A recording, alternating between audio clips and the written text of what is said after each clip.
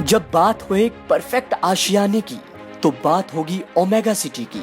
खरड़ Ludhiana highway पे शानदार gated society, जहां है 1 BHK से लेकर 3 BHK तक के फ्लैट्स, जहां है 24 घंटे फ्रेश वाटर सप्लाई, वो भी वर्ल्ड के पहले फ्रेश वाटर ट्रीटमेंट सिस्टम के साथ, 24 घंटे विदाउट कट इलेक्ट्रिसिटी, जबरदस्त सिक्योरिटी सिस्टम, आपकी हर जरूरत के लिए सोसाइटी में ही internal market, walking distance from civil hospital Kharar and 2-minute drive from Chandigarh University. Hundreds of family happily living. ज्यादा जानकारी के लिए डायल करें 8556019806। बिलासपुर में स्वास्थ्य एवं परिवार कल्याण विभाग की ओर से कोविड-19 का टीकाकरण अभियान धीरे धीरे रफ्तार पकड़ रहा है। इसी के चलते टीकाकरण के तीसरे चरण के तहत 60 वर्ष से अधिक आयु वाले वरिष्ठ नागरिकों का लगभग 83% टीकाकरण हो चुका है, जबकि फ्रंटलाइन वर्कर्स का 91% टीकाकरण हुआ है। बिलासपुर जिले में कोरोना टीकाकरण के तीसरे चरण के तहत RH बिलासपुर नागरिक चिकित्सालय बरठी और सामुदायिक स्वास्थ्य केंद्र झंडुता में टीकाकरण किया जा रहा है। इस अभियान के तहत 60 वर्ष से ऊपर के लोगों को करीब 1100 टीके लगे और 45 से 59 वर्ष के 12 लोगों का टीकाकरण हो चुका है। CMO डॉक्टर प्रकाश चंद दरोश ने बताया कि अब तक किसी को भी टीका लगाने से कोई गंभीर प्रतिकूल प्रभाव नहीं हुआ। टीकाकरण के बाद मामूली बुखार, टीका लगाने की जगह मामूली दर्द का होना और शरीर में दर्द होना जैसे प्रतिकूल प्रभाव हो सकते हैं, इसलिए वह व्यक्ति को टीका लगाने के बाद आधा घंटा अपनी निगरानी में रखते हैं। 1 मार्च से जो सीनियर सिटीजन कह सकते हैं इसको, जब अबव 60 जितने भी लोग हैं और इसके साथ साथ 45 से लेकर 59 तक जिनमें कोमॉर्बिड कंडीशन है, और कोमॉर्बिड कंडीशन भी सरकार की द्वारा डिफाइन की गई हैं, वो 20 किस्म की बीमारियां हैं। अगर उनमें से कोई बीमारी का उनमें से सर्टिफिकेट कोई प्रोड्यूस कर देता है तो उनका भी टीकाकरण जो है हमारे जो जिला अस्पताल है, चाहे वो हमारे नागरिक अस्पताल जिसको सिविल हॉस्पिटल बोलते हैं, वहाँ पे जहाँ सामुदायिक स्वास्थ्य केंद्र है, उनमें टीकाकरण जो कार्यक्रम शुरू हो गया है।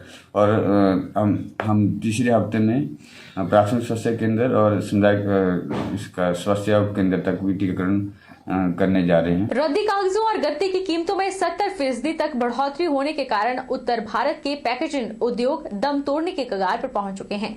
इसी मुद्दे को लेकर उत्तर भारत के प्रांतों की एक बैठक बद्दी के निकट इंडस्ट्रियल एरिया किशनपुरा में हुई। बैठक का मुख्य मुद्दा पेपर मिलों द्वारा लगातार पेपर का रेटों का बेतहाशा बढ़ाना और गत्ता उद्योगों को गलत ढंग से ब्लैकमेलिंग करना था।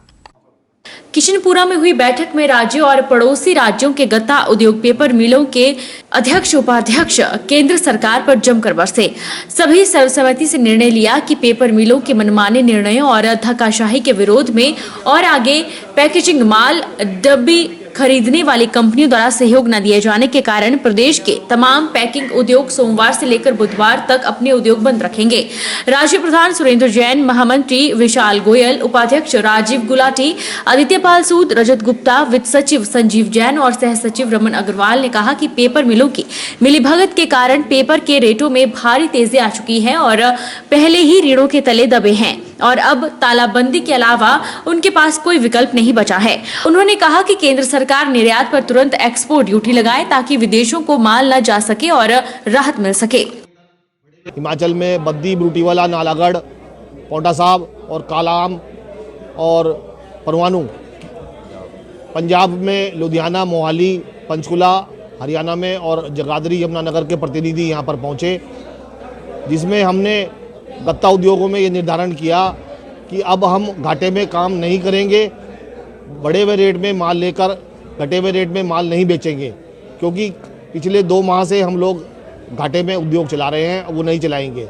आज अब हमने ये निर्धारण किया कि अगर हम स्थिति यही रही तो हम सोमवार से अगले 3 दिन तक अपना उत्पादन बंद रखेंगे, ना ही कोई माल खरीदेंगे, ना ही कोई माल हम ग्राहकों को डिस्पैच करेंगे। एक्चुअली गत्ता उद्योग बिल्कुल एक स्मॉल टाइनी यूनिट्स हैं, जो बहुत छोटे छोटे यूनिट्स हैं और मैक्सिमम हाथ से काम करके मैक्सिमम रोजगार देते हैं।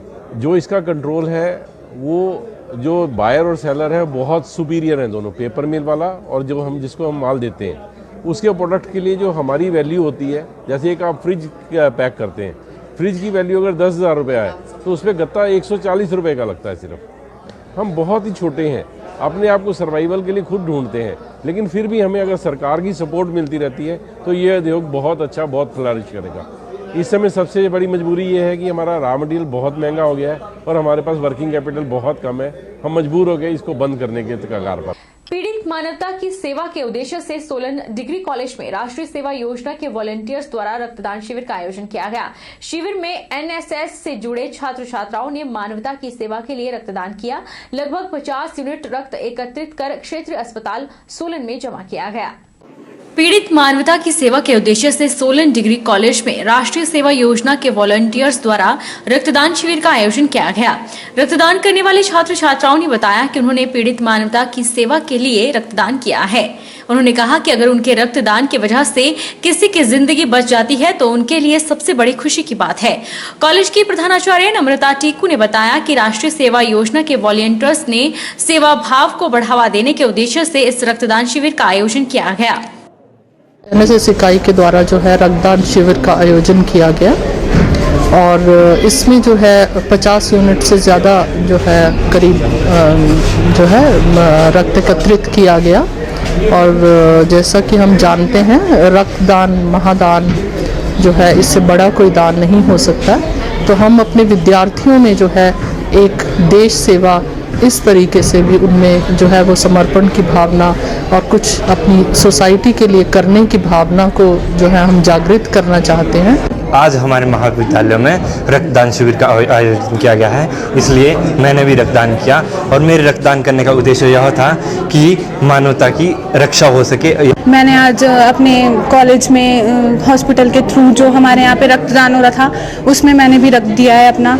मतलब जो हमारे देश के पीड़ित व्यक्ति हैं जिनको रक्त नहीं मिल पाता है उनकी भलाई के लिए मैंने रक्तदान किया है। भारतीय मजदूर संघ 14 मार्च को जिला स्तरीय अधिवेशन का आयोजन करने जा रहा है। भारतीय मजदूर संघ के प्रदेश अध्यक्ष मदन राणा ने कहा कि संघ इस बार नूरपुर में इस अधिवेशन का आयोजन करेगा जिसमें जिला के 500 डेलीगेट्स भाग लेंगे।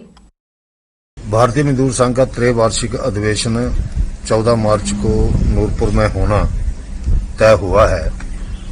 उसको लेकर जिला भारतीय मजदूर संघ की एक महत्वपूर्ण बैठक 3 तारीख को नगरोटा बग्गा में हुई थी।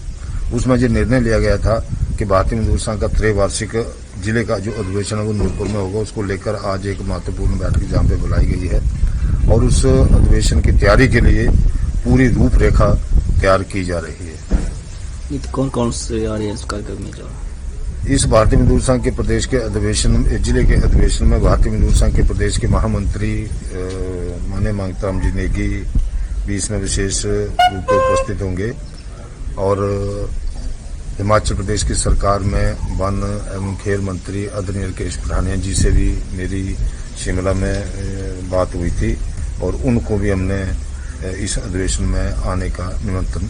बालीचौकी की पंचायत पंजाई ने नशा मुक्त पंचायत बनाने को लेकर तहसीलदार बालीचौकी के माध्यम से मुख्यमंत्री को एक ज्ञापन सौंपा। महिलाओं ने कहा कि मामले को लेकर महिला ग्राम सभा में सर्वसम्मति से प्रस्ताव पारित कर नशे के खिलाफ आवाज उठाई है।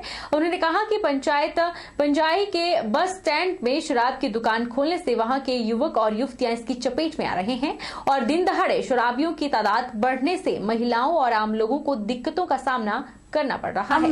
2019 से इस लड़ाई ठेके की लड़ाई को लड़ रहे हैं। इस ठेके से जो हमारे पंचायत में हमारे घर गांव में बहुत नुकसान हो रहा है। हमने 2019 में मार्च में किसी मुद्दे जी को ज्ञापन सौंपा था कि हमारे को जो है ये ठेका यहाँ से बंद होना चाहिए। पहले हमने मांग की थी कि 2-3 किलोमीटर दायरे से बाहर होना चाहिए, लेकिन इस पर कोई एक्शन नहीं हुआ और मुख्यमंत्री मोदी जी को भी हमने उनके माध्यम से अवगत कराया था, लेकिन इस पर कोई एक्शन नहीं हुआ। अब हम जो अभी हमारे हाल ही में 8 मार्च को महिला दिवस था उसमें हमने ग्राम सभा में प्रस्ताव पारित किया कि हम इस ठेके को बिल्कुल महिलाओं का आदेश है कि हम इस ठेके को यहाँ चाहते नहीं है, बिल्कुल बंद करना चाहते हैं। हम अपनी पंचायत को नशा मुक्त कराना चाहते हैं। भारतीय सेना में शामिल होने के लिए एथलेटिक्स सेंटर जोगिंदरनगर के 191 खिलाड़ियों ने ग्राउंड पास के बाद अब मेडिकल में भी कामयाबी हासिल की है। सेना में भर्ती के लिए कड़ी मेहनत कर रहे 191 खिलाड़ियों की लिखित परीक्षा के लिए एथलेटिक्स सेंटर में विशेष शिविर का भी शुभारंभ हो चुका है। 30 मई को मंडी जिला में लिखित परीक्षा का आगाज होगा, जहां पर खिलाड़ी परीक्षा को उत्तीर्ण कर भारतीय सेना की वर्दी पहनेंगे। एथलेटिक्स सेंटर जुगनर के 312 बच्चों ने जो पालनपुर में भर्ती चल रही थी इसमें भाग लिया था, जिसमें से हमारे 191 बच्चे जो है जिन्होंने पहली जो है बाधा है पार कर ली है ग्राउंड की, और अभी मेडिकल भी क्लियर हो गया। कुछ बच्चे मेडिकली टेम्परेरी अनफिट हैं जो री मेडिकल में फिट हो जाएंगे, और कल से जो है इनकी क्लासेज हम स्टार्ट कर रहे हैं पढ़ने लिखने की, और मुझे उम्मीद है कि 191 से कम 170 बच्चे जो है मैं इस वर्ष सेना में भेजने का टारगेट पूरा करूंगा। हिमाचल प्रदेश के विश्वविख्यात शक्तिपीठ नैना देवी में शिवरात्रि महोत्सव की धूम है। 11 दिनों तक चलने वाले शिवरात्रि महोत्सव में शिव भजन संध्या का आयोजन किया जा रहा है, जिसमें काफी संख्या में श्रद्धालु भाग ले रहे हैं। हालांकि इस शिवरात्रि महोत्सव की पूर्णाहुति शिवरात्रि के अगले दिन यानी कि 12 मार्च को पड़ेगी, जिसमें भारी संख्या में श्रद्धालु भाग लेंगे और भंडारे का आयोजन भी किया जाएगा। का बहुत महत्व है, क्योंकि मैं पहले भी आपसे निवेदन कर चुका हूं कि इसे महारात्रि कहा गया है। महारात्रि इसमें 4 प्रहर की पूजा का विशेष महत्व है। 4 प्रहर में भगवान शंकर जी की षोडशोपचार से पूजा की जाती है। शंकर भगवान जी को जल की धारा अर्पित की जाती है, भस्म